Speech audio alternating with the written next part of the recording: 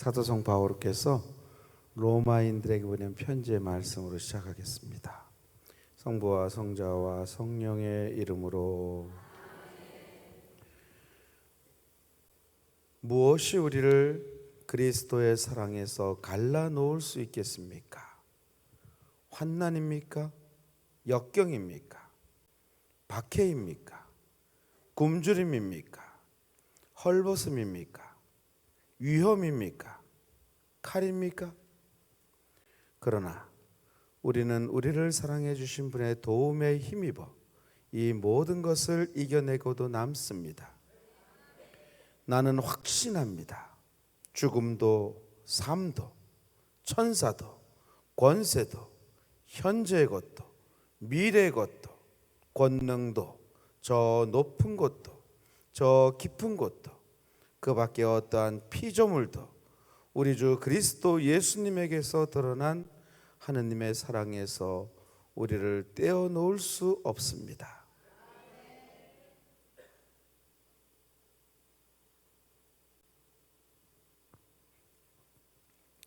성부와 성자와 성령의 이름으로 아멘. 참 예수님,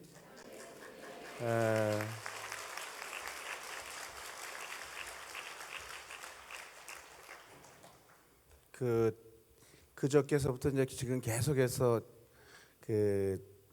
오늘도 이제 잠시 후에 같이 미사하실 때 제 1독서의 말씀은 요나서예요. 요나 아시죠? 뒤에 계신 분들은 요나를 잘 모르나 본데 구약 성경에 요나라고 있어요. 이제 하느님의 부르심을 받아갖고 저 큰 도시 니느웨로 가서 복음을 전하라고, 그리고 그들을 회개하라는 그러한 이 부르심을 받고 요나가 싫어서 도망을 치는 거예요. 네, 이제 그런 내용들을 커다란 물고기 뱃속에서 이제 4일 동안 이제 갇혀 있게 되고 이제 그렇죠. 이런 모든 내용들이 이제 독서에 나오는데 오늘도 이제 그 요나가 이제 짜증내는 이런 독서의 말씀을 듣게 될 거예요. 네. 그 예전에 한 10년 전에 제가 삼성산 성지에 와서 여러 차례 한 3번 정도 강의를 했을 거예요. 3번 정도. 그 뒤로부터는 제가 오질 않았어요. 왜냐하면 바빠서 오지 않은 게 아니라 여기 와서 여러분들이 강의를 듣는 자세가 안 좋아갖고 상처받은 것도 아니고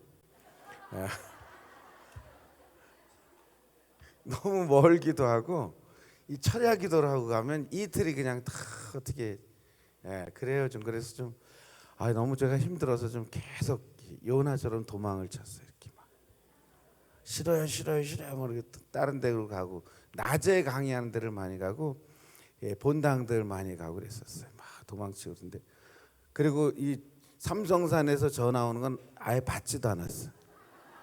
전화를 받지도 않았는데 이 지금 강사를 섭외하시는 자매님이 아니스라는 분이 계신데 이 봉사자분 중에 이분이 이제 전화를 하셨는데 저는 계속 요나처럼 도망만 치다가 이분이 이제 몇 달 전에 전화를 하셨는데 제가 뭐 이렇게 홀린다 그럴까요? 끌린다 그럴까요? 이렇게 뭐 이렇게 제가 가겠습니다 그러고 나서 미쳤지 내가 왜 간다 그랬을까?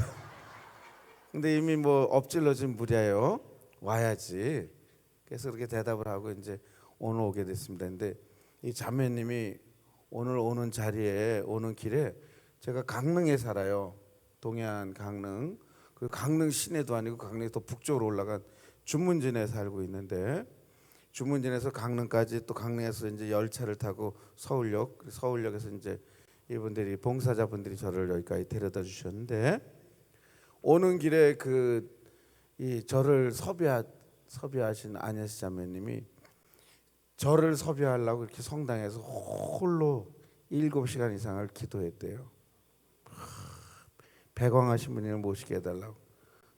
그러고 나서 전화를 했는데 제가 홀린 듯이 네 가겠습니다. 네.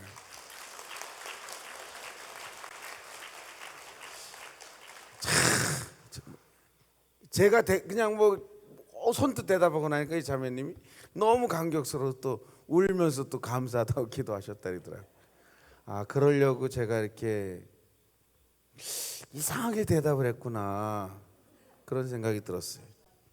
그리고 오늘 제가 저녁에 강릉에서 7시 반 기차를 타고 서울역에 이제 9시 반에 도착했어요. 여기 오니까 10시가 넘어서 이렇게 차가 이렇게 올라오는데 이 언덕길을 옆에 오른쪽에 밧줄을 붙잡고 막 걸어오시는 신자분들, 왼쪽으로 걸어오는 신자분들, 이렇게 제가 뒷모습을 쭉 봤어요. 처음으로 그런 생각이 들었는데, 저분들이 이 늦은 밤에, 여러분들 다 그러시지만 늦은 밤에 저 밧줄을 붙잡고 이렇게 막 올라가시는 그 뒷모습을 제가 방금 전에 봤거든요. 근데 그 뒷모습이 마치 천국을 향해서 걸어 올라가는 것, 이런 느낌이 들더라고요.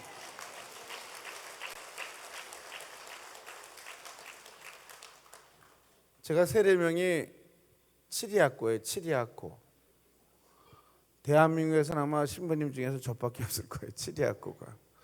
예, 저희가 이제 형제가 오남 일녀인데, 오남 일녀 중에서 큰 형님은, 저희 집은 아주 구교우 집안이에요. 옛날부터 천주교 신자 집안인데, 박해 때부터 믿었던 아주 구교우 집안인데, 큰 형님은 비오예요. 비오. 둘째 형님은 사도 요한. 제가 셋째인데요. 제 밑에 딸이 하나인, 오남 일녀 중에 딸이 하나가 제 밑에 있는 여동생, 동생 수녀인데, 동생 수녀는 데레사예요. 그 밑에가 바오로고, 막내가 루카. 그러니까 우리 집은 다 세례명을 불렀어요. 형제들을. 바오로야, 비오야, 뭐 요하나, 데레사야, 뭐 루카야. 지금도 동네 사람들도 그게 이름인 줄 알아요. 집에서 다 그렇게 불렀으니까. 저는 못 불렀어요. 부모님이 치리아코야 이렇게 못해서. 부모님들도 발음을 못하시고, 예, 저만 치리아코. 예. 큰 형님, 둘째 형님은 강원도 이 동해시에서 태어나셨어요. 제 여동생서부터 남동생 둘은 강원도 양구에서 태어나고, 저만 강원도 홍천에서 태어났는데, 홍천 태생인데, 그때 저를 갓난아기 때 태어나자마자 일주일도 안 돼 갖고 아버지가 저를 데리고 성당에 가서 유아세례를 주시는데, 그때 저를 세례를 주시면서 호주 신부님도, 호주 신부 선교사 신부님이 저를 유아세례를 주시면서 저희 아버님더러 이 아이는 치리아코로 하세요. 그래서 그 제가 치리아코가 됐어요. 치리아코가. 예? 그 호주 신부님이 일제 시대 때 한국에 들어오셔서 복음을 전하시다가 태평양 전쟁이 발발하면서 호주랑 일본하고 적대 관계에 놓이게 되자 이 일본군 포로로 고초를 당하시다가 호주로 추방을 당하세요. 그러다가 해방돼서 두 번째 또 이제 한국 땅을 또 오셔요. 그 먼 호주에서 태평양 배를 타고 두 번째 호주에서 복음 이제 이 한국 땅에 들어오셔서 잠깐 강원도 또 홍천 땅에서 성당에서 복음을 전하시다가 6.25 전쟁을 만나세요. 그 6.25 전쟁 때 홍천 성당을 지키시다가 인민군 포로가 돼서 인민군들에게 끌려서 서울로, 다시 유엔군이 개입하자 평양으로, 그리고 신의주로, 그리고 이 압록강에서, 두만강에서 죽음의 행진을 걸으면서 만 3년 동안 750명의 외국인 성직자 수도자들, 선교사들, 미군 포로까지 750명 중에서 3년 동안 500명이 다 죽어요. 거기서 기적적으로 사라지셔서 다시 또 동독을 거쳐서 독일로 해서 호주로 추방을 당하신대. 포로 교환 때 호주에 가셨다가 전쟁 끝난 이듬해인 1954년 세 번째 또 이 지옥 같은 한국 땅을 또 오셔요. 그리고 1954년에 이 양반이 세 번째 한국 땅에 오셔갖고 복음을 전하다가 6년 뒤에 1960년 어제 10월 8일 저거예요. 저거 1960년 10월 8일 어제 제가 태어났어요. 제가 전 생일을 양력으로 하는데 양력으로 지내. 왜냐하면 출생신고가 성당에 정확히 되어 있기 때문에 양력 10월 8일로 지내요. 한글날 전날. 근데 어제가 생일인데 제가 다 때려치우고 이 삼성산 성지에 왔다는 거예요.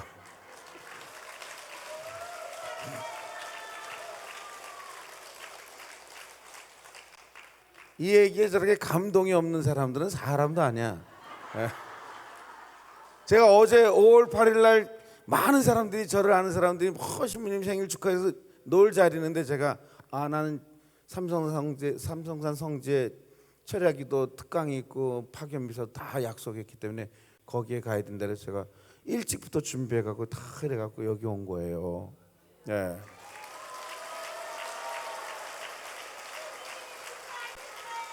네. 어제 제가 이 주문진에서 막 놀으면 여러 사람들이랑 같이 뭐 이 주문진 바닷가에서 뭐 회도 먹으면서 나 잡아봐 이러면서 그리고 막 놀다가 이제 오늘이 한글날 쉬는 날이잖아요. 공휴일이야. 그냥 푹 쉬면 돼. 신자들도 출근 안 하고 너무 좋은 날인데 제가 삼성산 성지를 위해서 제가 포기하고 왔다.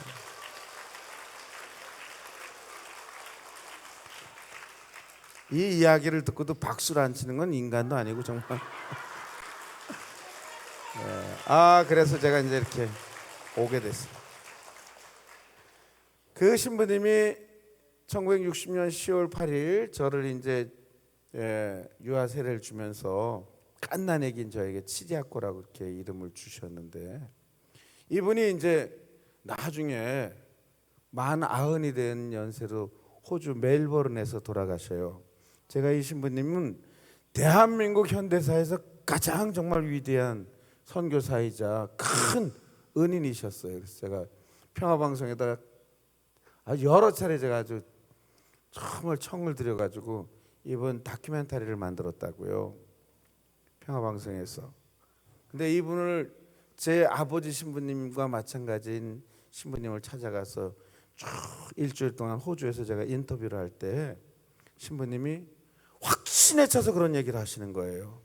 저는 천국에 있다고 확신합니다. 6.25 전쟁 때 그 3년의 포로 생활 동안 죽음의 행진에서 이 죽어가는 사람들이 뒷모습이 이분은 분명히 말씀하셔서 제 앞에서 제가 인터뷰할 때 한국말로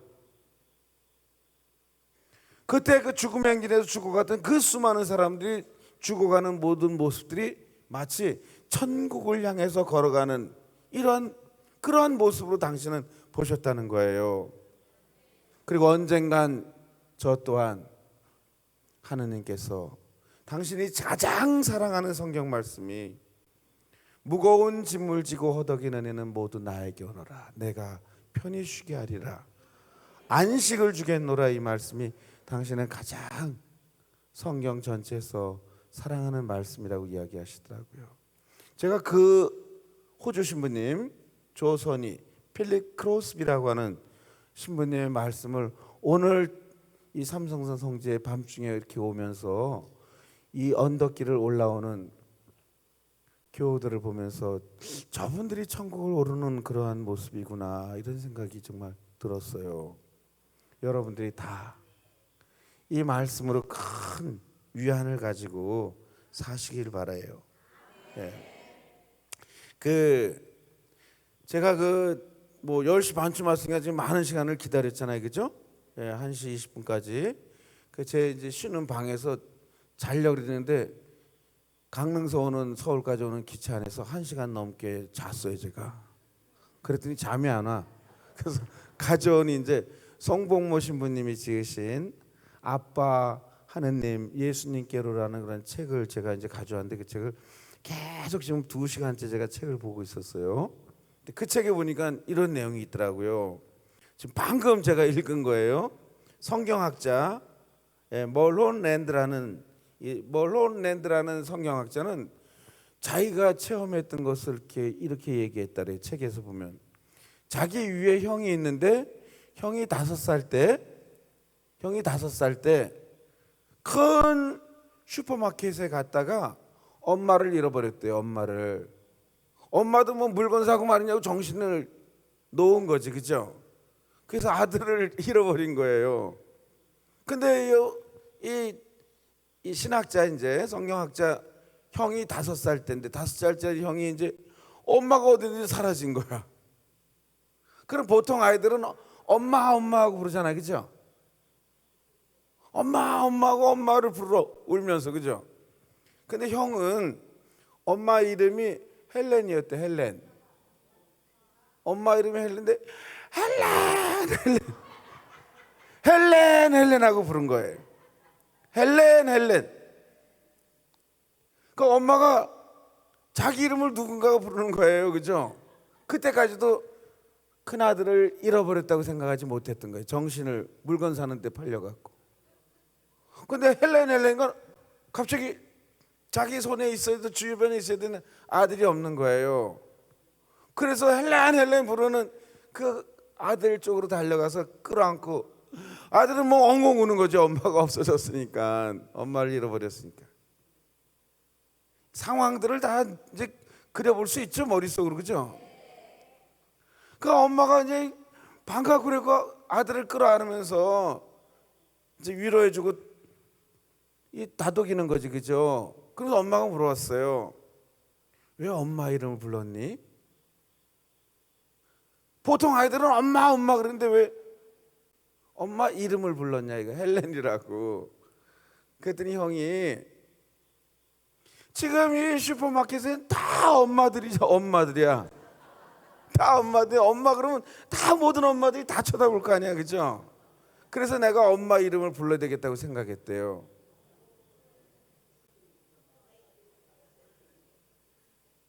엄마 이름을 불러야지. 여기 죄다 다 엄마들인데 엄마 그러면 모든 엄마들이 다 돌아볼 거 아니야, 그죠? 그래서 엄마 이름을 불렀대요. 이 대목이 어디서 나오냐면 주님의 기도를 바칠 때 하늘에 계신 우리 아버지, 이 송복모 신부님은 서강대학교 성서학 교수입니다. 신부님은 예수 그리스도께서 제자들이 여러분들 이제 오늘 잠시 뒤에 드리는 미사의 복음 말씀이 주님 기도예요. 오늘 복음 말씀이 공교롭게도 이런 걸 다 기적이라 그래요. 뭐 우연이겠지라고 그렇게 생각하는 사람들은 늘 우연만 살아. 근데 야, 어떻게 오늘 이게 내가 읽었던 책이랑 복음의 말씀이 똑같아. 이걸 기적이라 그래요. 예. 그런 사람들은 늘 기적을 사는 거고. 너무 신기했어요. 송복모 신부님은 예수님께서 제자들에게 기도하는 방법을 가르쳐 주셨을 때 히브리어가 아니라 아람어로 가르쳐 주셨다 그러시면서 제일 먼저 하늘에 계신 우리 아버지가 아니라 우리 말로 이제 애들이나 아빠라고 부르는 거지, 보통 이제 아버님이라고 부르든지 아버지라고 부르지, 그죠? 그래서 하늘에 계신 우리 아버지라고 이렇게 우리가 번역을 했지만 정확한 번역은 아람어로도 하늘에 계신 우리 아빠라고 부르라 그랬어요. 아빠. 똑같아요. 네. 아빠 하느님의 이름을 부를 때 하늘에 계신 우리 아빠 이렇게 부를 때 정확하게, 이 5살짜리 아이가 엄마를 잃어버렸을 때 헬렌 하고 자기 엄마를 정확하게 부른 것처럼 우리도 그렇게 정확하게 나를 지켜주고 보호해 주실 하느님이라고 생각하고 아빠라고 정확히 부르라고, 그런 대목에서 이렇게 이 이야기가 나왔어요.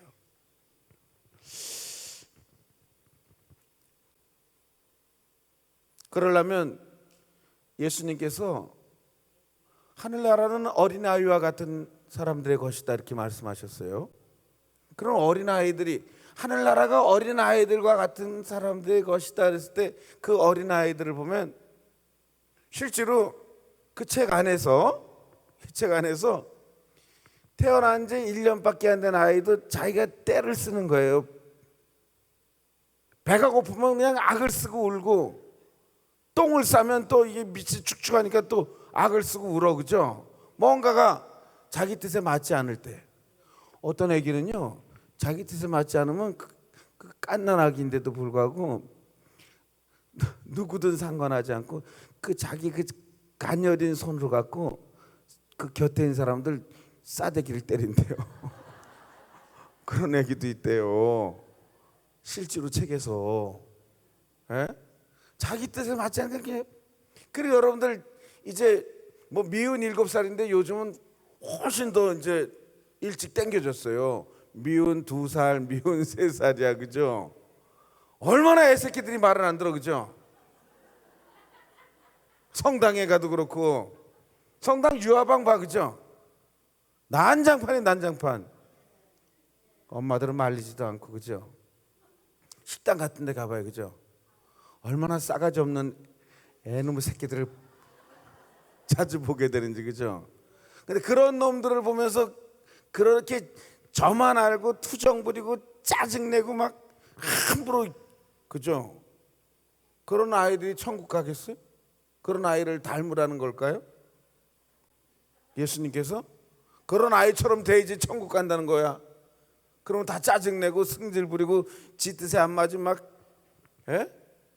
폭행을 하고 말이야, 그죠? 그건 아니잖아요, 그죠? 만약에 지금 주무시는 분이 계시면 정말 큰일이에요, 그분은요. 저희 강원도 저 강릉 주문진에서부터 여기까지 달려왔어요, 지금 오늘. 그런데도 잠이 와요? 비록 새벽 1시 반을 넘기고 있지만 잠이 와요. 주무실 것 같은 집에 가서 주무시. 여기까지 왜 와갖고 이렇게 속을 썩여? 그렇단 말이에요. 이 어린아이와 같이 되라는 것은 그 어린아이의 그 승질 부리고 지 멋대로 하고 이런 게 아니라, 어린아이들은 그 자기가 얻고 싶어하는 걸 다 준다 하더라도 부모가 아니면 안 돼. 아빠 엄마가 아니면 안 돼요. 아빠 엄마가 아닌 다른 사람이 뭐 지 원하는 걸 다 준다 해도 그거 잠시뿐이야, 그죠? 시간이 지나면 아빠 엄마를 찾아. 예수님께서 말씀하셨던 어린아이와 같이 되라는 것은 전적으로 아이들이 아빠 엄마가 아니면 안 돼. 다른 사람이 자기에게 필요한 것을 다 채워준다 하더라도 아빠 엄마가 아니면 안 돼. 아빠 엄마만이 나를 온전하게 다 충족시켜 줄 수 있는 분이셔. 이런 마음을 닮으라는 거래요. 그분이 나의 모든 것을 다 책임져 줄 수 있고 나를 다 보호해 주실 수 있는 분이라고 생각하고, 그러니까 그렇게 함부로 하는 거지, 아빠 엄마한테, 그렇죠? 그렇게 믿음을 내어 던지라는 거죠, 그렇죠? 그 헨리 나웬이라고 하는 아주 유명한 신부님이 있어요. 대단한 신학자인데 이분에 대한 이야기를 해요. 가령 여러분들 이 서커스를 할 때 서커스 단원들이 이제 저쪽에 줄을 타고 막 몇 바퀴를 돌다가 이쪽에 오면 이쪽에서 한 사람이 그 서커스 단원을 받아주잖아요, 그죠? 요즘은 서커스를 볼 기회가 없으니까 막 저 높은 공중에서 막 그네 같은 걸 타다가 쫙 날아. 그리고 몇 바퀴를 막 돌다가 이쪽에 있는 사람한테 이쪽에서 받아줘요. 이 헬레나웬 신부님이 물어봤대요. 그 서커스 단원들에게 어떻게 그렇게 이렇게 정확히 손을 붙잡을 수 있냐니까, 이쪽에서 날아가는 사람이 중요하지 않대요. 손을 잡아주는 사람이 중요하지. 그러면 이게 이쪽에서 날아가는 사람은 두 손을 가지고 가장 최악이 저쪽 끝에서 줄을 놓고 막 빙글빙글 돌아서 이쪽에 줄에 매달린 사람을 붙잡을 때 그가 나를 붙잡지 못할 거라는 의심을 가지고 먼저 손을 내밀어서 이쪽에 날아오던 사람이 이쪽 사람의 손을 붙잡으면 그땐 큰일 난대요. 둘 다 팔이 부러지거나 이렇게 둘 다 떨어질 수 있고. 이게 최악이래, 최악. 그럼 이쪽에 뛴 사람이 자연스럽게 손을 뻗어가지고 나를 붙잡아 줄 수 있을 거라는 상대방의 그런 확신과 믿음이 있어야지만 그 공중 회전 돌기 서커스가 성공을 할 수 있다는 거래요. 제가 옛날 신학생 때 들었던 얘기가, 어느 외줄타기 서커스 단원이 있었는데 그 서커스 단원이 쭉 걸어가요. 외줄을 타고. 이 많은 사람들이 밑에서 위를 쳐다보면서 대단해. 그냥 아슬아슬하잖아요, 그죠? 장대 하나 딱 막대기 하나 들고 외줄을 그냥 막 아슬아슬 건너가는 거예요, 그죠? 여기서부터 저기까지 삐끗삐끗하면서 줄을 타고 다는 박수를 치는 거예요, 우리와 같이. 근데 그거 자주 봐봐. 계속 봐봐요. 아유, 다 건널 거야 원래. 다 건너겠지 뭐. 그러니까 이 서커스를 보러 오는 사람들이 점점점 줄어들기 시작하니까 외줄을 좀 더 높였어요. 상당히 위험하게. 그리고 밑에 보호 그물망도 치우고. 그럼 뭐 이 스릴이 그만. 그 외줄 타는 사람이 출발하기 전에 다 밑에 있는 관중들에게 물었습니다. 여러분, 제가 이 외줄을 건널 수 있을 거라고 믿습니까? 그 밑에 있는 사람들은 뭐 다 아무 의식도 없이 생각도 없이 늘 건너는 사람이니까 믿어요. 정말 제가 이 외줄을 보호망도 없는 그물망도 없는 이 외줄을 건널 수 있을 거라고 믿어요. 그래 믿는다고 막 대답해. 사람들이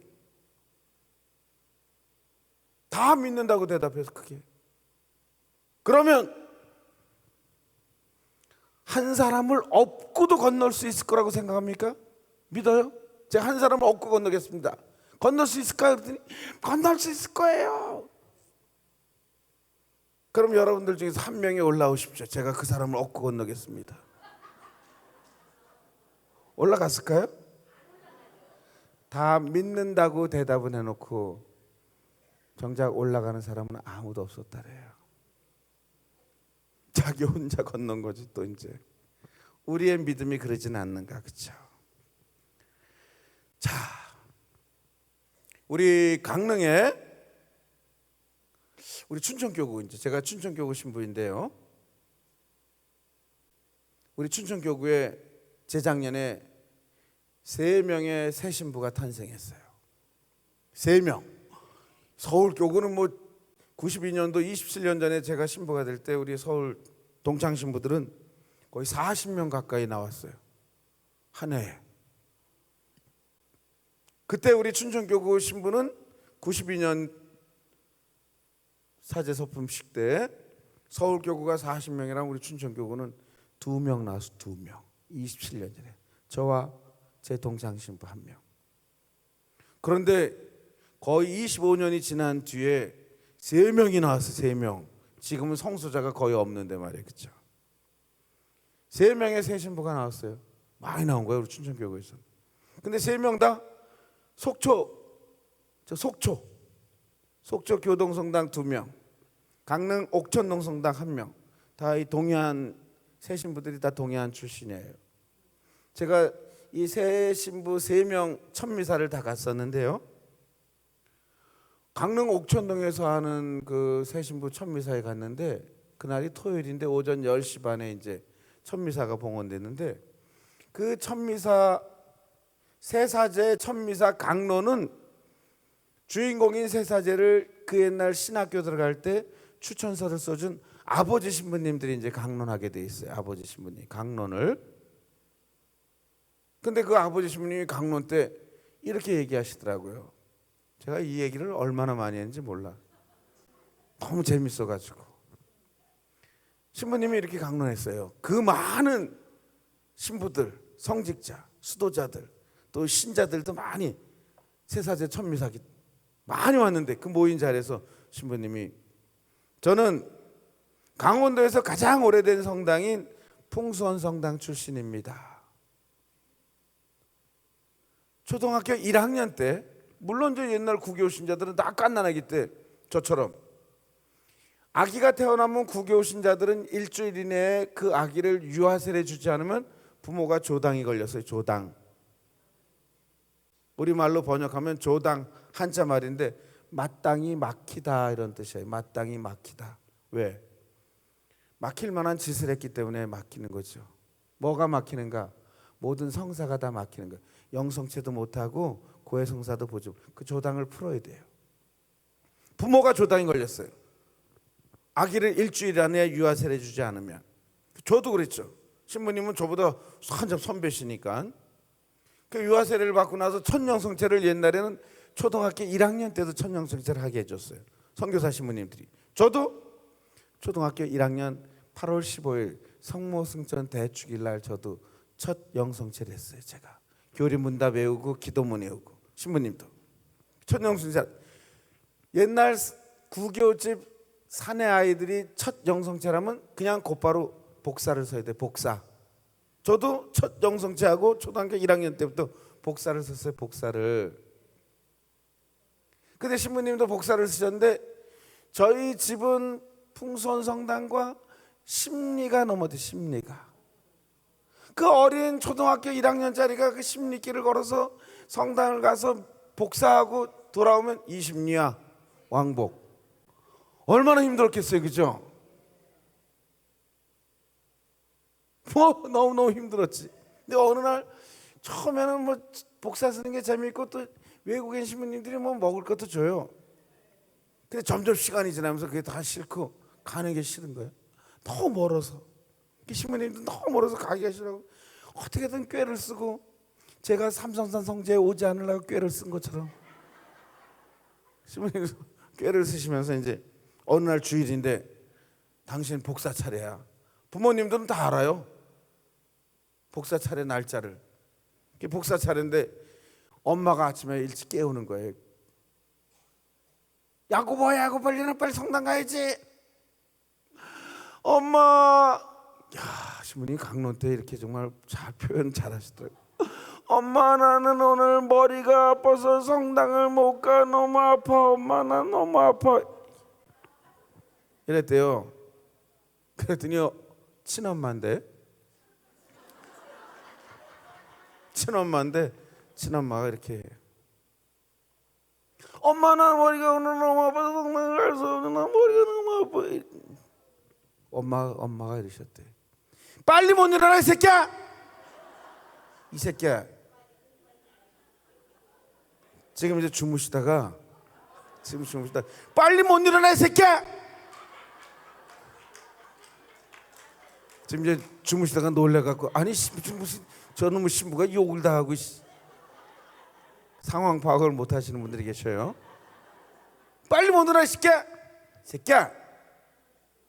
성당 가다가 이 새끼야 죽으면 직천당이야. 직천당 이 새끼야. 가다가 죽어 이 새끼야. 엄마가 그러셨대요. 성당 가다가 죽으면 곧바로 천당 가니까 가다가 죽으라고. 신부님이 이 새사제 천미사 당신 아들 사제 새사제 천미사 강론 때 이 말씀을 하시는 거예요. 지금 같으면 엄마들이 그러겠냐고, 그렇죠? 엄마, 나 머리 아파 성당 못 가는. 가지 마. 아프면. 돈을 쳐들여갖고 학원을 보내는데 엄마, 나 오늘 머리가 아파서 학원을 못 가. 빨리 안 일어나 이 새끼야. 얼마를 돈을 들였는데 이 새끼 빨리 가. 학원 가 이 새끼야. 그렇게는 할지언정 성당은 안 가도 된다 그럴 거예요, 그렇죠? 그 말씀하시더라고요. 이런 믿음이니 점점점 성소자들이 줄어들지 않겠습니까? 어떻게 사제가 나올 수 있겠습니까? 이런 텃밭에서 이런 텃밭에서 어떻게 사제가 자꾸 나올 수 있겠어요? 애들 하나 둘 낳았고 아들 하나 딸 하나 뭐 자식이 하나이기 때문에 신학교 못 가고 그러는 게 아니라 부모들의 마음 자세가 믿음이 옛날 같지 않기 때문에 자꾸 그렇게 된다는 거예요. 우리가 지금 마음속으로 가지고 있는 모든 고통이라든지 불안이라든지 두려움, 혼란스러움 혹은 여러 가지 질병, 사는 것이 정말 무의미하고 말이에요. 재미있는 것이 하나도 없고 고독 속에 있다든지 절망들의 삶에서 우리가 정말 벗어날 수 있는 길은 믿음밖에 없죠. 그렇죠? 그래서 오늘 사도 바오로께서 로마서에서 말씀하신 우리 순교자 성월에 9월에 얼마나 많이 듣습니까? 이 말씀. 그죠? 누가 우리를 그리스도의 사랑에서 갈라놓을 수 있겠습니까? 죽음입니까? 역경입니까? 칼입니까? 박해입니까? 쫙 나오잖아요. 그죠? 이걸 달리 번역하면 그죠? 우리를 이 고통에서 영영 하느님의 사랑에서 갈라놓을 수 있는 것이 절망입니까? 질병입니까? 고통입니까? 남에 대한 원한입니까? 그죠? 이런 것들 다 그죠? 마산교구 5대 교구장이신 배기현 콘스탄틴 주교님, 우리 배 씨예요. 우리 배 씨는 여기 혹시 배 씨 성을 가지신 분 손 들어봐요. 솔직히 배 씨 성을 가지신 분, 저 앞에 저 문에 있는 분들 지금 손 든 거예요? 뭐예요? 저 뒷목을 긁는 거예요 지금? 아니죠? 지금 이 많은 분 중에서 배 씨 한 명이잖아요. 지금 한 분. 또 있어요? 저희 기둥 사이에 가려 있군요. 그분은 기둥 사이에 가려 있기 때문에 없는 걸로 치고, 지금 여기 앞에 들은 분은 끝난 뒤에 이제 저를 좀 따로 만나요. 내가 기념품을 드릴 테니까. 우리 배 씨인데 이렇게 귀한 성씨잖아요. 배 씨가 많지 않잖아요. 그죠? 현대 들어서는 배 씨들이, 우리 배 씨가 왕건, 이 고려를 건국한 왕건의 가장 오른팔. 예?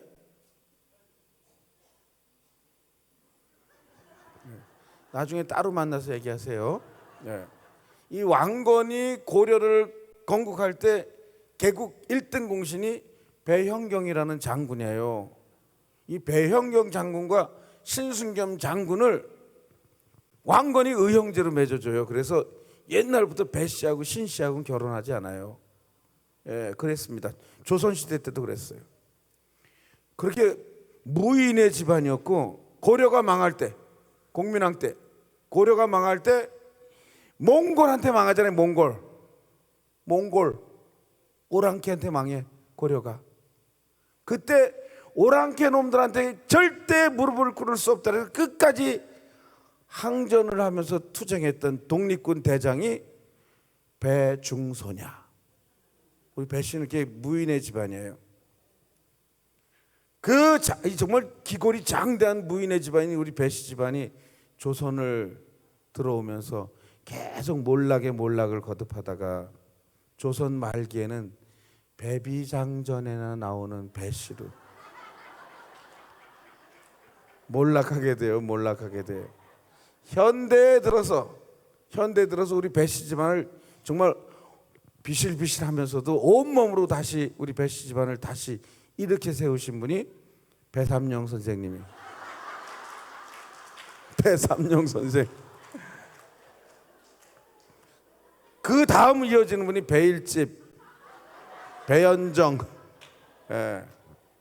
좀 잘생긴 배용준도 거기에 껴요. 영화배우 배용준까지. 우리 가톨릭 천주교 신앙 안에서는 정말 이 배씨 성직자들이 많이 있는데, 주교는 200년 동안 한 명도 주교가 안 돼. 신부는 많이 나왔어요. 신부는 우리 집안도 신부가 많아. 배씨 집안에, 저희 집도. 그런데 주교는 한 명도 안 나오다가 드디어 마산에 5대 교구장으로 배기현 콘스탄틴 주교님 나오셨어요. 이게 그렇게 흔하지 않은 성씨에서 주교까지 나왔다는 건 대단한 거지, 그렇죠? 그런데 이 배기현 주교님은 아버님이 영문학 교수였어요. 어머님은 그 옛날 어머니가 의사였어. 대단한 집안이지, 그죠? 그런데 그런 집안에 돌연변이가 태어났어. 배기현이라는 망나니가 태어나갖고 이 양반이 자기 스스로 그렇게 얘기를 했어요. 이 백이현 주교님이 그 5년 4년 전쯤 이렇게 주교가 되셨을 때 주교 서품 미사를 했어요. 마산에서 주교 서품식 미사가 끝나고 난 다음에 축하식이 있잖아요, 그죠? 꽃다발 전달하고 뭐 교구 대표 성직자가 축사하고 뭐 교황대사 축사하고 추기경님 축사하고 뭐 이런 축하식이 대충 끝나고 난 다음에 이제 주인공이신 백이현 주교님의 답사가 있어요. 답사. 그때 백이현 주교님이 이렇게 말씀하셨어요. 저는 아주 정확히 기억해. 그 옛날 제가 신학교를 간다고 했을 때 동네 사람들이 대놓고 이야기하지는 않았지만 저게 신부가 되면 개도 신부가 되고 소도 신부가 되겠구나 라고 말했습니다. 이렇게 시작하시더라고요. 당신의 축사를. 당신은 중학생 때부터 그 옛날 중학생 때 아버지가 대학 영문과 교수야. 어머니가 의사고. 그런데 왜 그랬냐? 그걸 어떻게 알아요 제가? 그런 집안에도 그런 망나니가 태어날 수 있는 거지, 그렇죠? 왜? 하느님의 영광을 드러내기 위해서 아마 하느님의 영광을 드러내기 위해서 그랬을 거예요, 그렇죠? 복음에 나오잖아요, 복음에, 그렇죠? 태어날 때부터 앞을 보지 못하는 태생 소경 이야기가 나와요. 그 사람을 끌고 와서 율법학자들이 물어요. 이 사람이 앞을 보지 못하는 것은 이 사람 잘못입니까? 그 부모 잘못입니까? 그죠? 예수님 시대 때는 장애를 가진 사람이라든지 이런 모든 사람들은 다 자기가 죄를 짓거나 부모가 죄를 짓거나 부모도 아주 착해.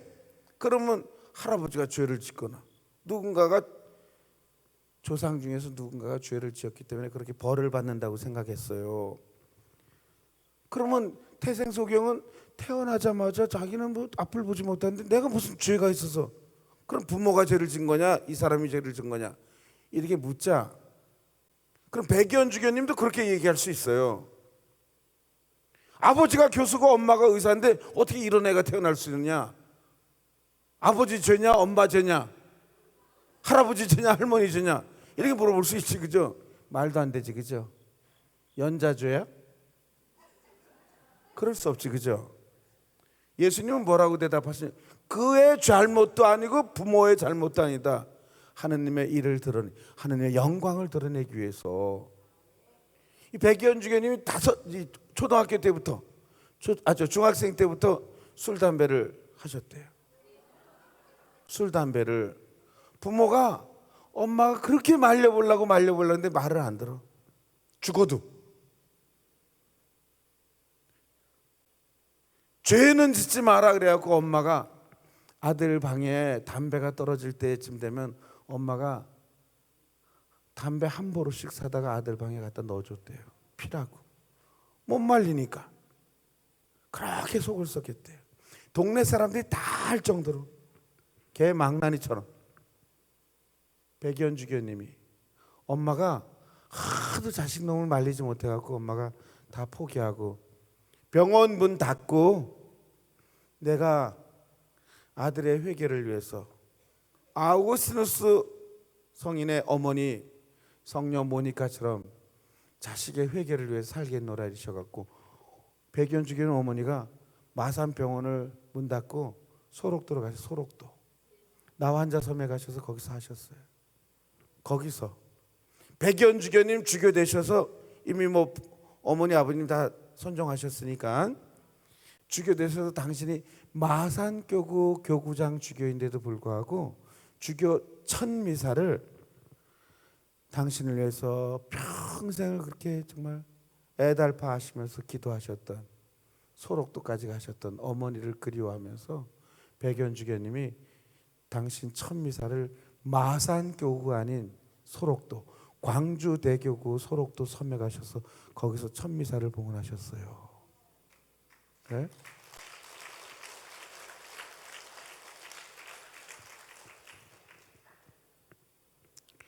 신부가 되셨을 때, 당신이 신부가 되셨을 때 어머니가 사제 서품식 때는 살아 계셨어요. 이제 주교 때는 돌아가셨지만 어머니가 그렇게 속을 썩이던 아들이 끝내 신학교를 들어가고 여러 시련 가운데 우여곡절 가운데 신학교를 졸업하고 신부가 되신 거야. 이걸 보셨어요. 여러분들, 아우구스티누스 성인의 어머니 모니카도 그렇게 방탕하고 교만했던, 많이 교회 빠지고 사생아까지 낳은 자기 자식을 위해서, 아들을 위해서 그렇게 기도하셨던 모니카 성녀도 아들이 회개하고 사자가 되는 걸 봐요. 아우구스티누스 성인의 고백록을 보게 되면 그 고백록에 나오잖아요. 고백록에 나와요. 제 어미가 이 로마에서 이렇게 길을 가던 중에 어머니가 쓰러져요. 어머니 막 숨을 거두, 임종 직전이니까 어머니. 고백록에 아주 정확히 나와요. 당신이 쓴 거니까. 성인의 어머니가, 모니카 성녀가 아들을 향해서 나의 평생 소원은 네가 가톨릭 신자가 되는 것이 나의 제일 큰 소원이었는데 너가 가톨릭 신자가 아니라 하나님의 은총이 너무 커서 사제가 되기까지 만들어 주셨으니 이 어미가 더 뭐 바라겠느냐. 그러면서 모니카 성녀의 마지막 유언이에요. 이 어미 몸뚱일랑 어디에 묻을까 걱정하지 말고 주님의 제단에서 이 어미를 기억해 다오. 그리고 돌아가셔요. 백연주교님 어머니도 아들이 사제가 되는 것을 서품식장에서 보셔요. 축사 때 백연주교님이 그렇게 말씀하셨어요. 제 어머니가 제가 사제가 되던 날 서품식장에서 오열을 하셨습니다. 엉엉 울으셨어요. 죄 많은 저희 집에 사제를 허락해 주셨다고. 여기 혹시 자식 때문에 지금 많은 걱정을 가지고 계신 분이 계시다면, 백연주교님은 중학생 때부터 술 담배를 하시는데 저는 고등학교 1학년 때부터 제가 술 담배를 했어요. 제가 백연주교님처럼 조금만 더 정말 이걸 깨닫고 조금 더 일찍 술 담배를 시작했으면 저도 주교가 됐을 텐데 너무 제가 늦게 시작했어. 제가 조기 교육이 필요한데 제가 이렇게 혹시 지금 여러분들 자녀들 중에 혹은 손주들 중에 백연주교님과 같은 이마에 피도 안 마른 놈이 술 담배를 하거나 저같이 고등학생인데 지금 술 담배 하고 있는 속 썩이는 자식놈이 있으면 그렇게 많이 걱정하지 마세요. 두 가지 중에 하나인데 주교 아니면 신부.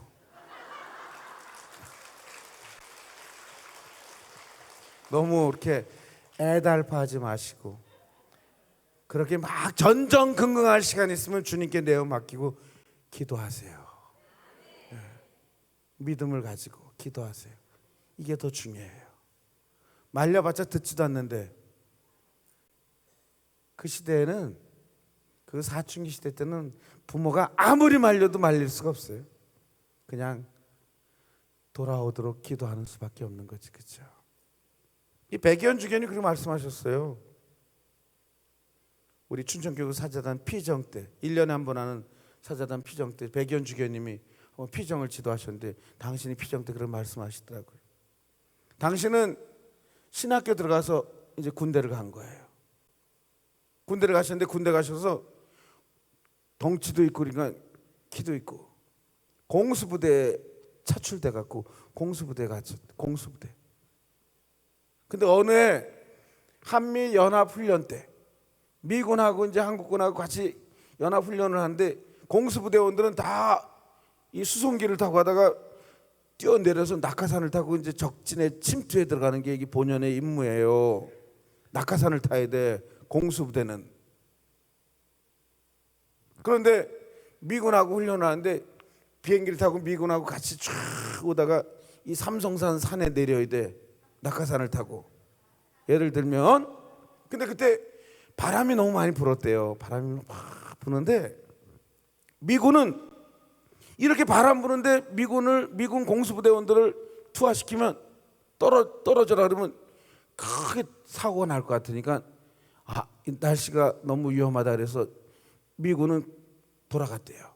근데 한국군은 여기까지 날아온 기름값이 아까워 뛰어내려. 낙하산이 바람에 날아가고 이 양반이 허리를 심하게 다치셨대요. 그때부터 백연주교님은 계속 허리가 아파갖고 이 허리가 이것 때문에 몇 번 휴학을 하고 또 치료를 받고 수술을 받고 재수술을 받고 이 허리 때문에. 그래서 사제서품이 그렇게 늦어졌다고 이야기하시더라고요. 그런데 늦게 신학교도 들어가셨지만 그런데 신부가 돼서 이제 첫 본당을 마산교구에 있는 이 시골 본당에 가셨는데 시골 본당에 이 성당에 비가 새고 막 이게 이 신부님이 올라가셔갖고 이제 지붕 수리하고 막 이렇게 하다가 허리를 또 다쳤나 봐요. 그래서 서울에 올라가서 다시 허리 수술을 하시고 막 이렇게 다 본당에 왔는데 너무 허리가 아프니까 어머니가 의사이신 어머니가 너무 아들 사제가 불쌍해서 그래도 좀 치료될 때까지 식복사가 없으니까 도와준다고 어머니가 와 계셨대요. 어머니가 식복사 역할을 하면서 이제 허리 아픈 아들 신부를 도와준 거예요. 그래서 어머니가 이렇게 보니까 계속해서 아들 신부가 뭐 허리가 좀 삐끗하거나 아프면 그래서 욕을 하는데 욕을. 이놈의 허리 개 같은 이놈 허리 때문에 정말 미쳐 죽겠다. 허리가 아플 때마다 욕을 하는 거예요. 계속 허리에다 대고. 그걸 계속 어머니가 지켜보시다가 어느 날 어머니가 아들 사제에게 그렇게 이야기하셨대요. 신부님, 왜 자꾸 허리를 욕을 하냐고. 그 아픈 허리인들 무슨 죄가 있냐고. 아픈 허리인들. 그 허리도 신부님 몸뚱아리를 떠받쳐 주냐고. 얼마나 고생이 많겠냐고. 허리도. 그 자꾸 욕을 하지 말라고. 이렇게 충고하셨대요. 어머니가. 당신이 곰곰이 생각해 보니까 참 오랜 세월 동안 허리를 너무 욕한 거예요. 그 어머니 말씀이 오라. 허리도 불쌍하지. 그 다음서부터 허리가 삐끗하고 나도 허리가 통증이 오고 그러면 신부님이 욕을 하지 못했대요. 어머니 생각 때문에. 아프고 그러면 그래. 아이고 너도 참 고생이 많다. 아이고 그래 대견하다. 너도 정말 많은 세월 동안 이 정말 내 몸뚱아리 떠받쳐 주냐고 얼마나 고생이 많이. 아이고 대견해라. 아이고 그래. 아이고 장하다. 아이고 아파라. 장하다. 피정 때 얘기하시더라. 피정 때 주교님이 직접 당신이 어머니 말씀을 듣고 욕하는 대신 아이고 대견해라. 아이고 그래 너도 고생이 많구나. 이거를 몇 달 하기를 오늘날까지 그 이후로 당신은 한 번도 허리가 아픈 적이 없으셨대요.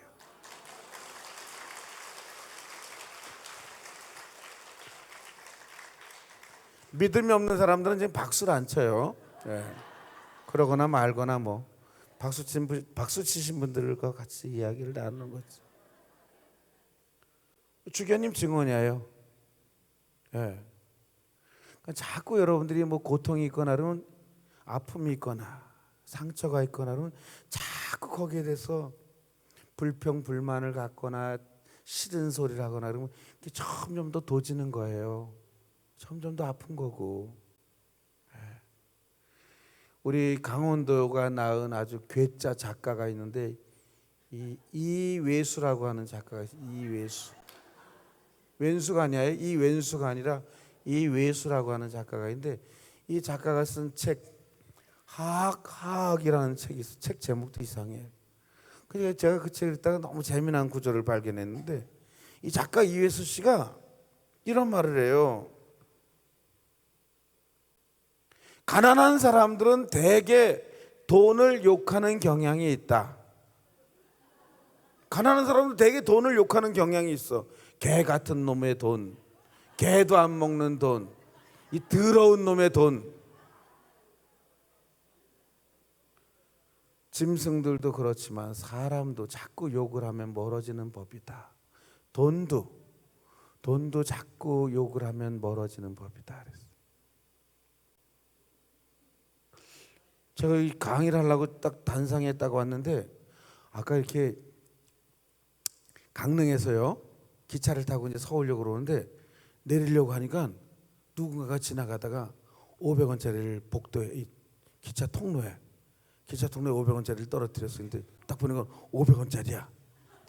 제 바로 앞에 있어요 500원짜리가. 근데 아무도 주는 사람이 없어. 그래서 제가 이렇게 딱 500원짜리를 주스까 말까 그러다가,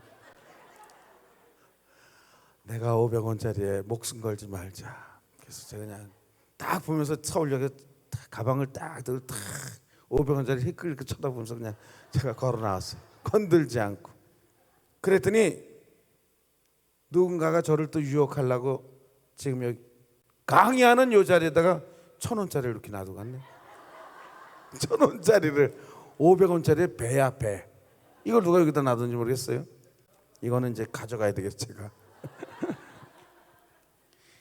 돈 때문에 단련을 받는 분들, 경제적으로 어려움이 있는 분들, 그런 분들 돈을 욕하면 돈이 오지 않아요. 개 같은 놈의 돈, 개도 안 먹는 돈, 이 더러운 놈의 돈이 오겠어요? 그 작가 이에스 씨의 얘기에 따르면 돈이 있으면 돈을 욕하지 말고, 돈 때문에 어려움이 있으면 돈을 이렇게 1,000원짜리를 붙여놓지 말고 5만 원짜리를 벽에 붙여놔요. 그리고 아침에 일어날 때마다 절을 하고 이렇게 인사를 하고, 그리고 입을 맞춰서 돈아, 5만 원짜리 돈아, 나는 너를 사랑한다. 쪽. 저녁에 잠들 때도 그러면 돈이 와.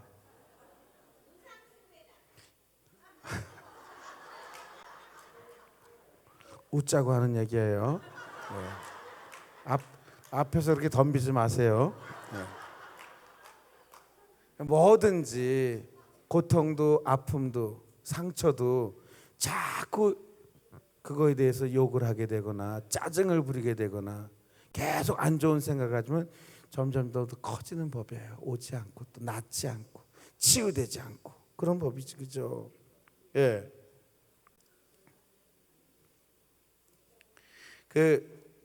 웃자고 하는 얘기예요.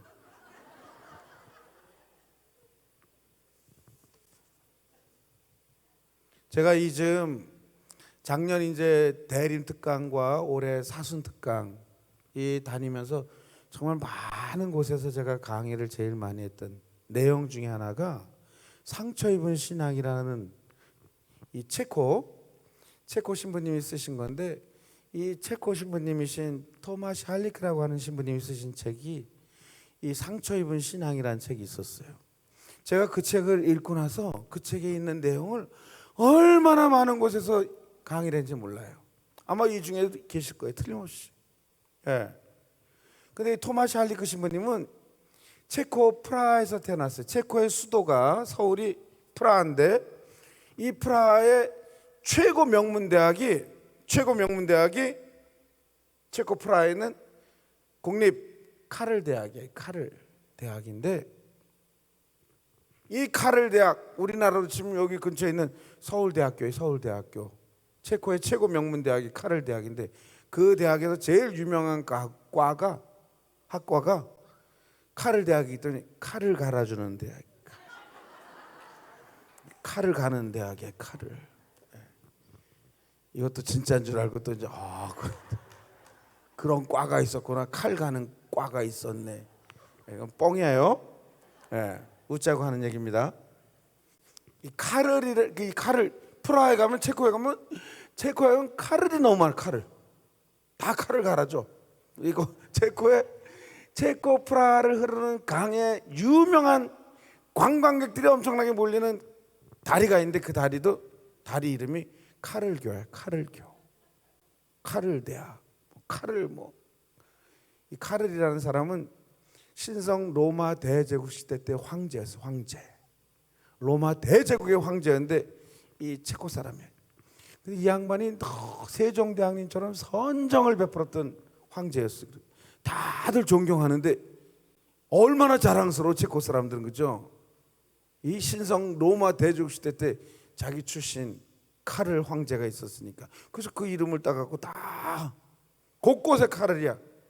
이 카를 대학에 철학 박사학위, 심리학 박사학위, 사회학 박사학위. 이 토마스 할리크 신부님이 이 명문 카를 대학에 박사학위를 3개나 가지고 있었어요. 그런데 어느 날 이 양반이 가톨릭 신앙의 뜨거운 신앙의 체험을 해요. 그때 체코는 소련에 의해서 체코가 점령당해서 공산주의 국가가 돼요. 이 양반이 대학을 졸업할 때, 그 공산주의 국가 되었을 때 이 양반이 카를 대학을 졸업하면서 놀라운 신앙 체험을 하게 되고 사제가 신부가 되겠다는 그런 열망을 가지고, 체코에는 신학교가 없었기 때문에 이웃 동독으로 건너가고 동독 지하 신학교에서 신학을 공부하고 사제가 돼요, 이분이. 그리고 체코로 건너왔을 때 체코가 소련으로부터 해방이 됩니다. 그때 초대 대통령 자문위원을 하고 국회 자문위원까지 해요. 이 형 워낙 똑똑하니까 신학적인 저서들도 막 옥스퍼드 대학, 캠브리지 대학, 하버드 대학에서도 가르쳐요, 이분이. 그러다가 성 요한 바오로 2세 교황님의 신학 자문위원으로 불림을 받기도 해요. 아직도 살아계신데 이분이 체코 당신 모교인 카를 대학에서 후학들을 지금 가르치고 있어요. 카를 대학 교수야, 신부님인데. 근데 이분이 어느 날 인도에 왔다가, 여러분들 예수님의 12사도 중에서 인도까지 가서 복음을 전한 사도가 토마스 사도거든요. 이 토마스 사도를 인도에서 이 토마스 할리크 신부님이, 체코 신부님이 인도를 왔다가 인도에서 토마스 사도를 생각해요. 그러면서 이제 상처 입은 신앙이란 책을 쓰게 되는데, 그때 토마스 사도의 아주 유명한 일화가 있잖아요, 그죠? 부활하신 예수님을 믿지 못했던, 기억하시죠? 예수님께서 십자가에 못 박혀 돌아가시고 나서 사흘 만에 부활하셨어요. 어느 날 제자들이 다락방에 모여 있는데 부활하신 예수님께서 나타나셨어요. 그때 그 자리에 토마스만 없었습니다, 그죠? 토마스만 없었어. 토마스가 볼일을 보고 동료 제자들이 있는 다락방에 왔을 때 제자들의 눈이 예사스럽지 않아요, 그죠? 복음은 우리에게 전하고 있지 않지만 대략 추측하건대 제자들의 눈동자가, 검은 눈동자가 사라지고 흰 눈동자도만 이렇게 해서 입을 반쯤 벌리고 이렇게 이런 상태로 있는, 그죠? 여러분들이 가까이서 제 표정을 보면 이해가 됐을 텐데 이 앞에 분들은 좀 느낄 거예요, 그죠? 토마스 사도가 이제 제자들 볼일을 보고 제자들인 대로, 동료 제자들인 대로 왔는데 제자들의 눈이 초점이 풀린 거예요. 초점이 풀린 상태에서 이렇게 입을 반쯤 벌리고. 그러니까 토마스 사도가 이상해갖고, 아니 왜들 그래? 왜들 그러는 거야? 내가 없는 사이에 무슨 일이 있었어? 아니 왜 그래? 이렇게 물었겠지, 그죠? 그러자 제자들이, 너무 놀란 제자들이 이렇게 얘기를 해요. 이보게, 우리 주님께서, 예수님께서 다시 살아나셨네. 응? 지금 방금 이 자리에 부활하신 예수님께서 나타나셨어. 어떻게 표정들이 그러세요? 이렇게 정말 진지하고 리얼하게 사실적으로 제가 막 멋있게 표현하는데 표정들이 이렇게 감동이 없어, 이렇게. 자,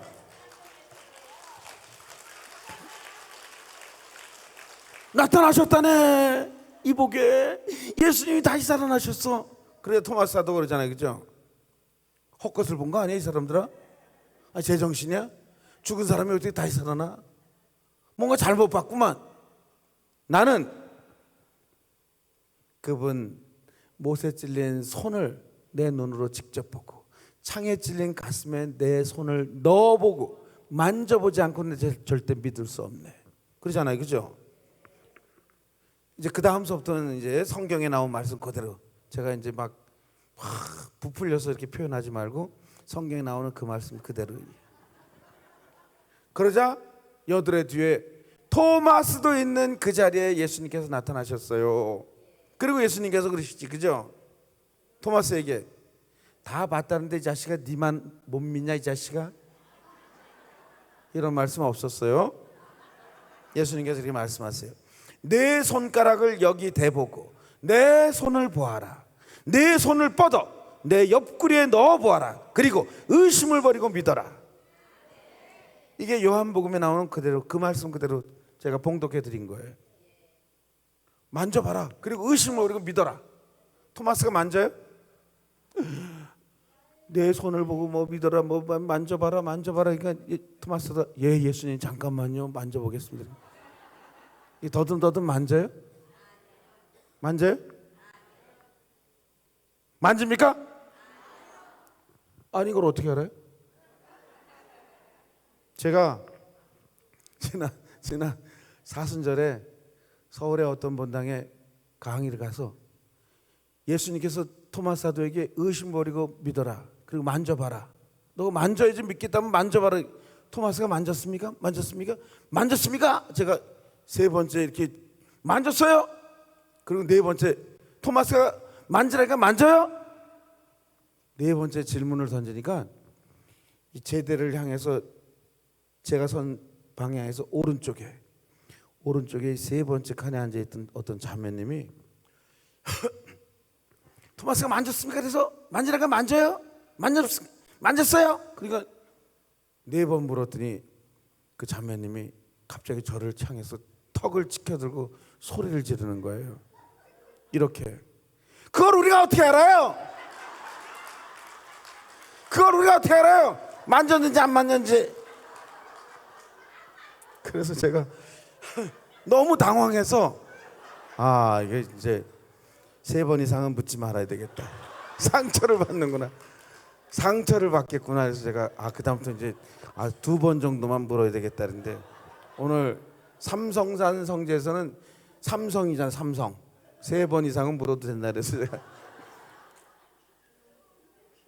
제가 복음에 비춰보면 토마스 사도가 막 더듬더듬 만지지 않지, 그죠? 만져봐라.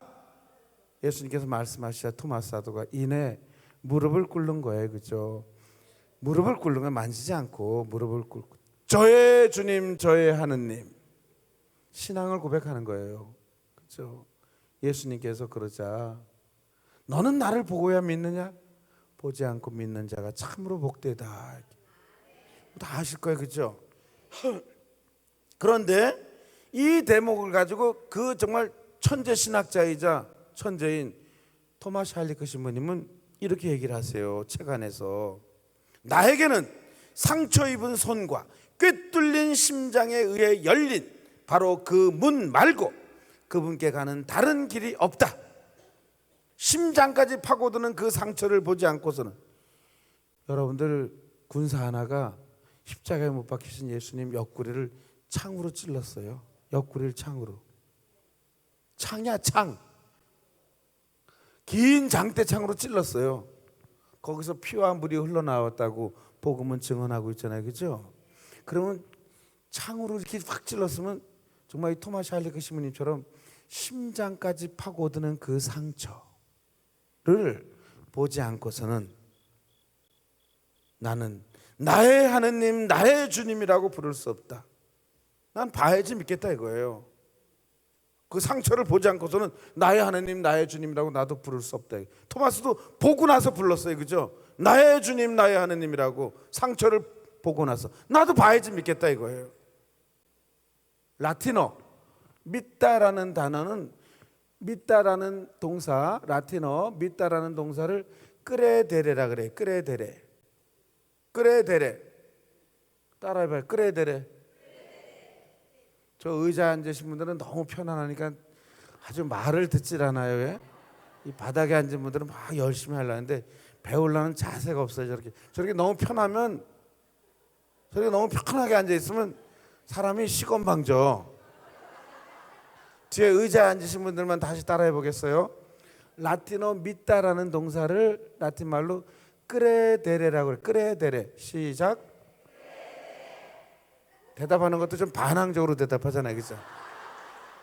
끄레데레라고 하는데, 이 끄레데레라고 하는 말은 꼬르다레에서 나왔대요. 꼬르다레. 꼬르다레에서 끄레데레가 나오는데, 이 어원이 꼬르다레라는 말은 심장을 내어주다 라는 뜻이래요. 그럼 우리가 여러분들 그제도 여러분들 주일날 사도신경을 바쳤죠. 주일 미사 때, 그죠? 그 의자 앉으신 분들은 주일 미사 다 빠지고 온 분들이에요. 저 많은 분들 제가 어떻게 성사를 다 주나? 서울교구는 주일 미사 때 사도신경 안 바쳐요? 다시 묻겠어요. 지난 주일날 미사 때 사도신경 바치셨죠? 제가 물을 마시는 이유는 속이 타고 애 같아서 그래요. 그 사도신경 할 때 신경을 끄레도라래. 끄레도. 믿음. 끄레도. 믿다. 끄레데레. 끄레데레는 심장을 내어주다. 꼬르다레에서 나왔다는 거예요. 꼬르다레. 그 우리 가톨릭 교회의 믿음은 태초부터 심장까지 내어주는 그러한 온전한 하나님의 사랑을 우리가 믿겠다는 그 믿음에서 나온 거예요. 이 끄레데레라는 말이 심장을 내어주다. 그렇다면 나의 심장과 나의 신앙은 오직 당신의 상처를 보여주는 하느님께만 속한다고 고백해야 한다.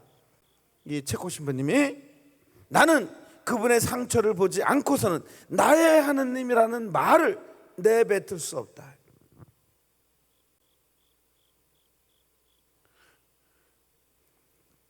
이걸 어떻게 이해해야 될까요? 나는 그분의 상처를 보지 않고서는 나의 하느님이라고 고백할 수 없다. 이거를 제가 아주 좀 이렇게 이해하기 쉬운 비유를 생각하다가 우리나라 여류 작가 중에 박완서 선생이 있어요. 박완서 선생 다 아실 거예요. 아주 너무 유명한 작가죠. 돌아가셨지만 이 박완서 선생이 1984년 가톨릭 신앙으로 들어옵니다. 천주교 신자가 돼요. 103위 성인 중에서 한 분이신 정혜 엘리사벳이라는 세례명을 가지고 세례를 받아요. 그리고 4년 뒤에 박완서 선생이 4녀 1남을 낳았어요. 딸 넷을 넷이 낳다가 막내가 아들이야. 근데 1988년 84년 세례를 받으시고 88년 88 올림픽이 열리던 그 해에 그토록 사랑했던 남편 되시는 분이 돌아가셨어요. 갑자기 남편이 돌아가시고 나서 곧바로 3개월 뒤에 사랑하는 남편을 잃고 나서 3개월 뒤에 그날도 여느 날처럼 하나밖에 없는 그 귀한 아들이 너무너무 사랑스러운 그 아들이 엄마에게 어머니 학교 병원 다녀오겠습니다. 이제 의사가 다 됐거든요. 인턴 과정을 밟고 있었던 그 의사가 다 되어가고 있었던 하나밖에 없는 아들이 학교 병원에 다녀오겠습니다라고 인사하고 나간 뒤에 교통사고로 죽어요. 아버님 세상 떠난 뒤에 3개월 만에 뒤따라가요. 아내가 사랑하는 남편을 잃고 3개월 만에 하나밖에 없는 남편하고 정말 바꿀 수 없는 하나밖에 없는 분신인 외아들을 잃어버리게 돼요. 따님들이 증언해요. 따님들이 나중에 딸들이 증언했어요. 엄마가 남동생 죽음을 확인하고 난 다음에 집에 돌아오셨는데 주머니에 있었던 묵주를 이제 천주교 신앙을 믿게 된 지 4년밖에 안 됐잖아요. 4년. 주머니에 있었던 묵주를 땅바닥에 내동댕이 치면서 내가 이놈의 성당 다니나. 나중에 김수환 주교님이 또 말씀하시더라고요. 김수환 주교님이 왜 하느님은 인간에게 고통을 허락하시는가, 이 대목을 가지고 방송에 나오셔서 이야기하셨어요. 김수환 주교님 박완서 선생을 예를 들고, 박완서 선생이 아들 죽고 나고 장례를 치고 난 다음에 집에 왔는데 분이 풀리지 않아 가지고 당신 거실에 걸려있는 십자고상을 방바닥에 내 동댕이 치고 부엌에 들어가서 식칼을 가져다가 예수님을 죽여버리고 싶은 살기를 느꼈대. 살기를. 그 어떤 사람들의 위로가 귀에 들어오겠어요, 그죠? 머리를 다 풀어헤치고 말이에요. 박원 선생이 두문불출하고 바깥에 나가지도 않고 십자가 밑에서 당신이 하느님이라면 내 아들 살려내. 내 남편 데려갔으면 됐지 아들까지 데려가냐. 악다구니를 써가면서 아글아글 쓰고 그랬다더라고요. 머리 다 풀어헤치고 식음을 전폐하면서 욕을 했었고, 그죠? 이랬대요. 세월이 지난 뒤에 이 박완 선생이 그 모든 상처를 극복해요. 그리고 이렇게 이야기를 합니다. 그 절체절명의 정말 고통 속에서 차라리 내가 죽었으면 좋았을 그 고통 속에서 만약에 정말 그 처참한 상처 입으신 예수님께서 그 자리에, 그 십자가에 그렇게 걸려 계시지 않았더라면, 그래서 당신이 십자가에 상처 입은 예수님을 쳐다보면서 소리 지르다가 예수님께서 십자가에 매달리신 게 그렇게 평온해 보이겠어요? 예? 그분이 그토록 처참한 상처 가운데 예수님도 막 고통스러워하는 거예요, 그렇죠? 이게 소리를 지르면서 계속 그 예수님이 보이는 거예요.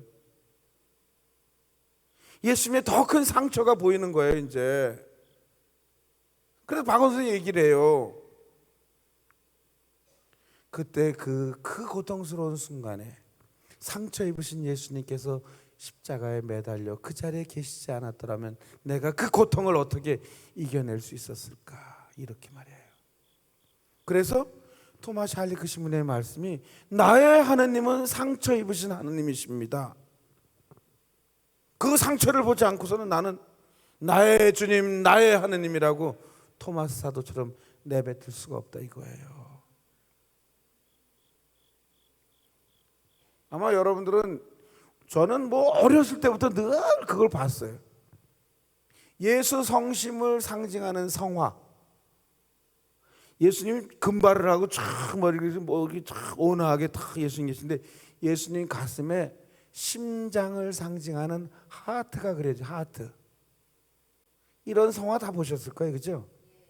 그 예수님 심장을 상징하는 하트 위에, 하트 그림 위에 가시관이 있어, 가시관이. 그리고 그 하트 위에 불꽃이 타올라.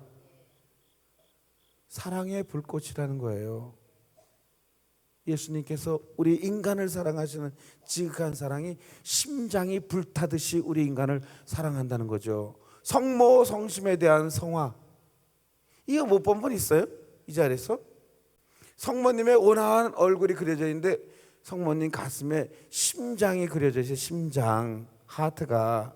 그리고 그 심장에 그 옛날 성모님께서 아기 예수님을 성전에 봉헌하셨을 때 성전을 지키고 있었던 시메온 예언자가 이야기하잖아요, 그죠? 당신의 가슴은 예리한 칼에 꿰찔리듯 아플 것입니다, 그죠? 그 칼이 있어요, 칼이 심장을 찔른 칼이. 이 성모성심의 성화예요.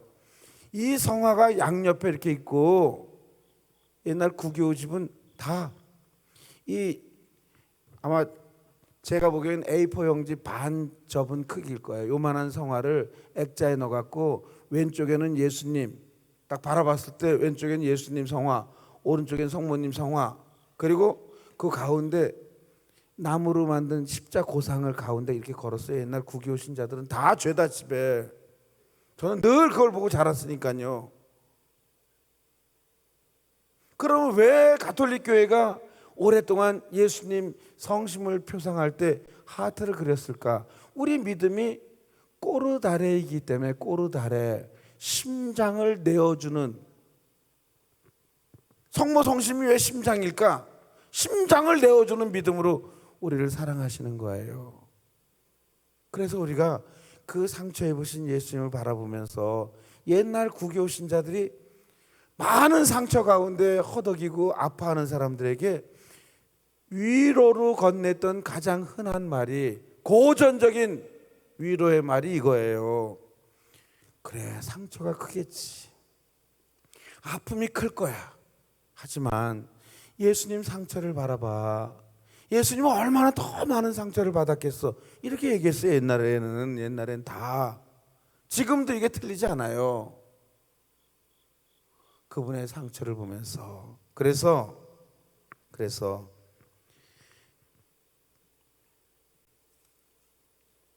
그 옛날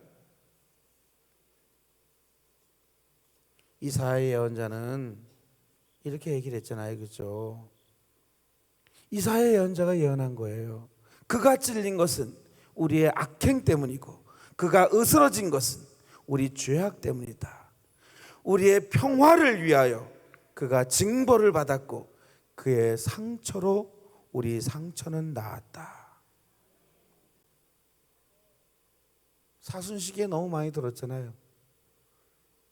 고난받는 종의 노래라고 하는 이 말씀을 사순시기에 우리는 얼마나 많이 들었어요. 그분의 상처로 우리 상처가 나았습니다. 그렇죠? 그분이 그렇게 처참한 몰골로 십자가에 처형을 당하신 것은, 그분이 그토록 처참한 상처를 입으신 것은 우리 죄악 때문이라고.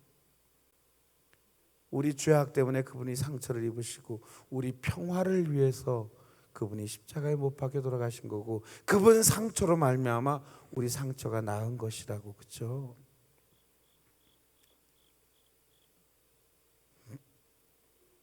서기 5세기에 지금의 터키를 그때 당시는 예수님 시대죠. 서기 5세기는 예수님 시대가 아니라 사도 바오로 활동 다 끝날 땐 이런 식인데, 로마 대제국 시대인데, 로마 대제국 시대 때 터키를 소아시아라고 불렀어요. 소아시아. 옛날에는 소아시아라고 불렀는데, 소아시아, 지금의 터키, 그 아마 터키를 성지순례 가신 분들은 파묵갈레라는 데를 꼭 들리게 해주는데, 이 파묵갈레라는 거는 터키 말이지만 우리말로 번역하면 목화반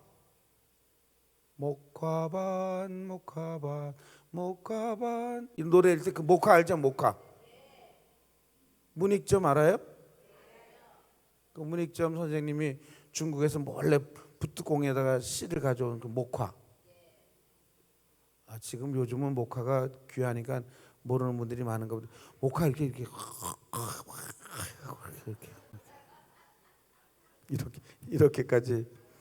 이렇게까지 설명을 해야 되니 정말 참. 제가 왜 이렇게 목화를 이렇게 막 목화 솜 이불도 만들고 막 목화 이렇게 막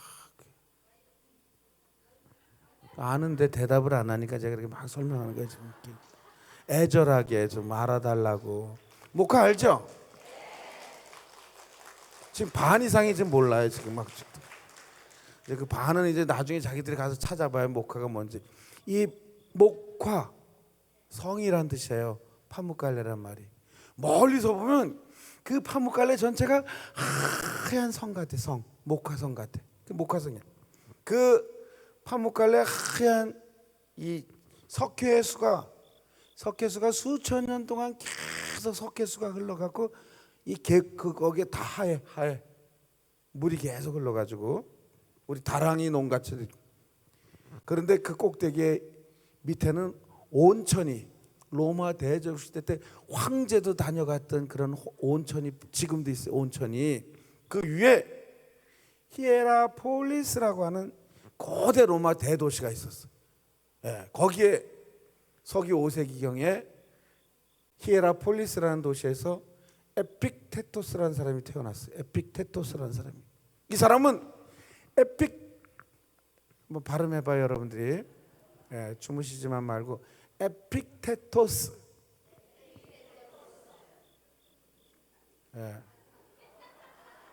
11명이 대답하셨어요. 에픽테토스. 시작. 택이 아니라 에픽테토스. 네.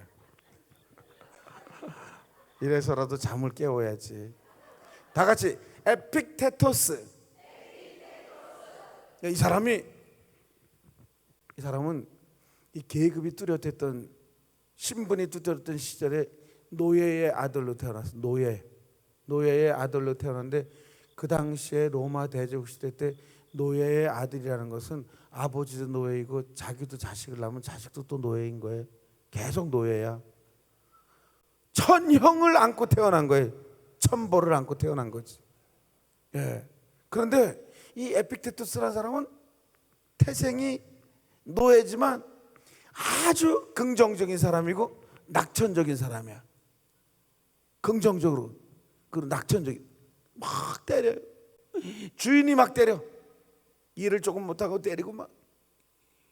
잘 들어야 돼. 주무시는 분들은 잔다고 때리고, 존다고 때리고, 눈을 감았다고 때리고, 막 대답 안 한다고 때리고 막 모질게. 에픽테토스 해봤는데 안 한다고 때리고 막. 하도 이 사람이 주인한테 모질게 매를 맞아갖고, 이 에픽테토스라는 사람이 하도 맞아갖고 두 다리를 쓰지 못해요. 불구자가 돼. 불구자가. 예, 불구자가 되는데, 때려도, 주인이 때려도 워낙 말씀드렸잖아요, 그죠? 낙천적이야. 때려라, 때려. 내가 잔다고 때려봐, 때려. 난 계속 잘 거야.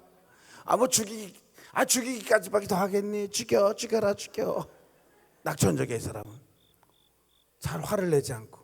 근데 어쨌든 두 다리를 쓰지 못하는 불구자가 되니까 노예로서 가치를 잃었어요. 그래서 이제 해방 노예가 돼. 해방 노예가 되자 이 에픽테토스가 어깨너머로. 이게 제가 화면이 잘 나오네요, 여기서, 그죠? 뭐 제가 표정을 저도 뒤에도 다 잘 보여요?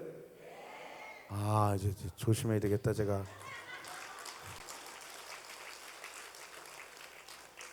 말을 하다가 침을 질질 흘리거나 이러면 다 보이는구나.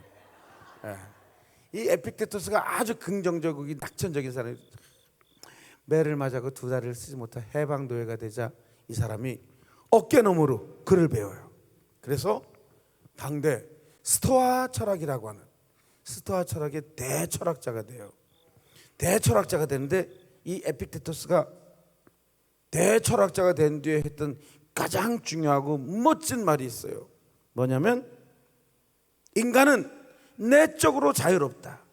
다른 사람이 자신에게 상처 입히는 것을 허용하는 것은 자신의 책임이다.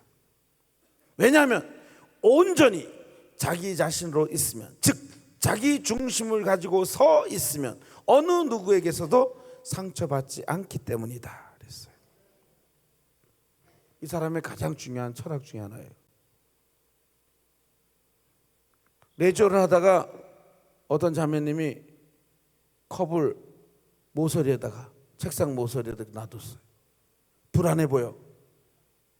그 저 앞에 있던 자매님이, 테레사 자매님, 그 컵이 이렇게 모서리에 있으니까 위험하잖아. 쏟아질 것 같고 깨질 것 같고. 그러니까 테레사 자매님, 그 컵이 좀 모서리에 있어갖고 좀 위험한데 좀 안으로 당겨 놓으시죠 그랬어요. 그러면 당겨 놓으면 되잖아요, 그죠? 내가 딴 생각하다가 이렇게 모서리에 놔뒀구나, 이렇게 당겨, 고마워, 이러면 되잖아요, 그죠? 그런데 상처 입는 사람들은 그렇게 끝나질 않아요. 거의 여기서 상처 입으신 분들도, 사람으로 말미암아 상처 입으신 분들도 생각해 보세요, 그렇죠? 다 자기가 스스로 키운 거야. 상처를 계속 상처에다 난도질해 갖고 상처를 더 도지게 만든 거야. 예? 끌어당기면 돼. 내가 딴 생각하느냐고 당기면 돼. 근데 많은 경우에 상처를 스스로 키우는 사람들은 그러지 않아요. 이거는 우리 성직자들도 수도자들도 신자들도 일반 사람들도 다 마찬가지야. 딴 생각을 했구나. 그래 속으로. 아니 내가 조심하면 되지. 집까지 깨면 돼. 땡겨라 말아. 집까지 깨면 돼. 그리고 이제 이 상태를 계속 집에까지 가서 자기를 들들 볶아. 아니 그녀는 뭔데 싶으면 내가 조심하면 되지. 인연이 아주 입을 실룩실룩 때는 사람들한테 난 망신 주려는 거. 그리고 나중에 이게 점점 이제 자기 상상 속에서 이게 점점 커지게 되면 죽여버리고 싶은 거예요. 이런 경험들이 다 있을 거예요. 많이. 아무것도 아닌 것 같고 자기가 자꾸 더 키워 그걸. 죽여버릴 쪽으로. 그렇죠? 처음엔 이건데 이거를 점점 더 키워. 그렇죠? 상처받는 것은 자기 자신의 책임이다. 자기 중심을 가지고 있으면 상처받지 않을 수 있다. 그렇죠? 이게 만약에 귀족의 아들로 태어나가지고 고등교육을 받으면서 호화호식을 들으면서 멋진 책상에서 이렇게 사람은 온전히 자유롭다. 상처받는 것은 본인 자신의 책임이다. 이렇게 글을 썼어봐요. 그렇죠? 귀족의 아들로 태어나서 정말 좋은 교육을 받으면서 멋진 책상에서 이런 글을 썼어. 그러면 우리가 다 그럴 거예요. 너나 잘하세요.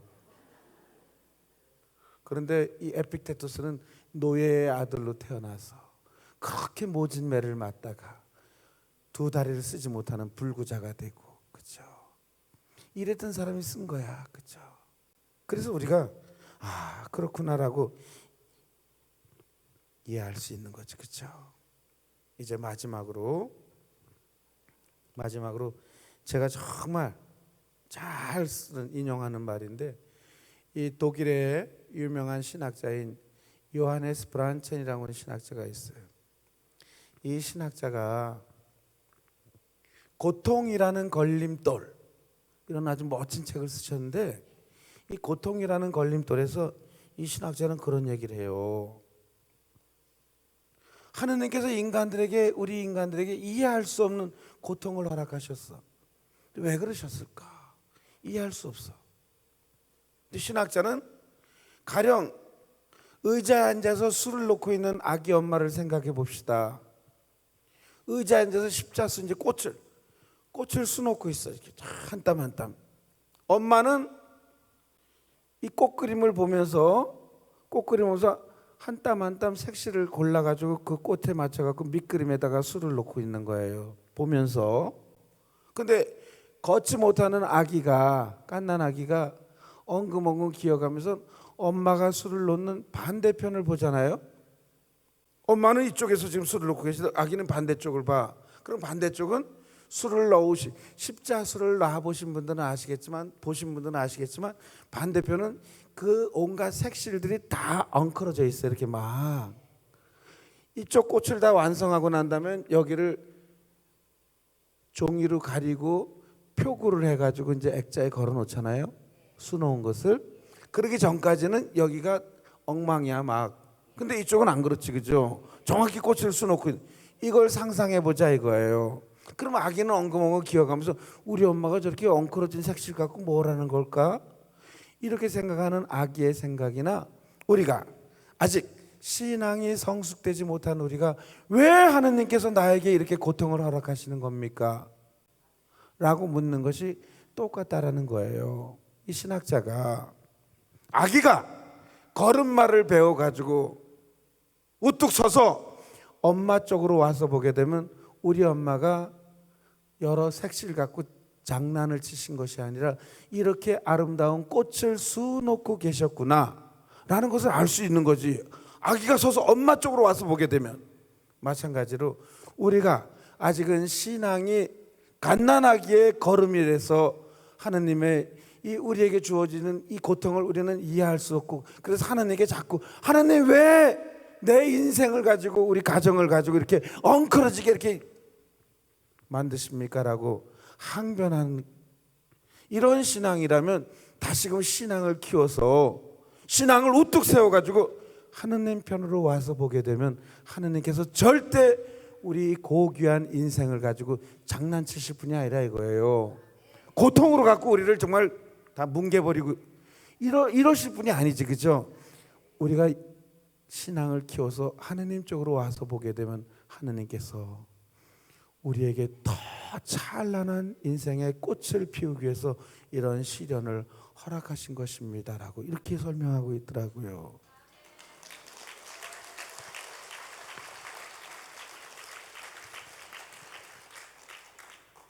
그 무엇보다도 하나님께 더 확실하게 나아가기 위해서 우리는 믿음이라는 정말 심장까지 내어주는 꼬르다레, 이 믿음이라는 확실한 나의 희망의 밧줄을 놓지 않아야 될 것입니다.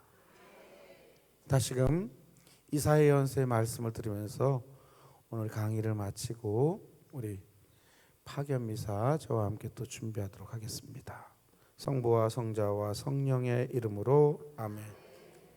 그가 찔린 것은 우리의 악행 때문이고 그가 으스러진 것은 우리의 죄악 때문이다. 우리의 평화를 위하여 그가 징벌을 받았고 그의 상처로 우리는 나았다. 영광이 성부와 성자와 성령께 성부와 성자와 성령의 이름으로 아멘. 감사합니다.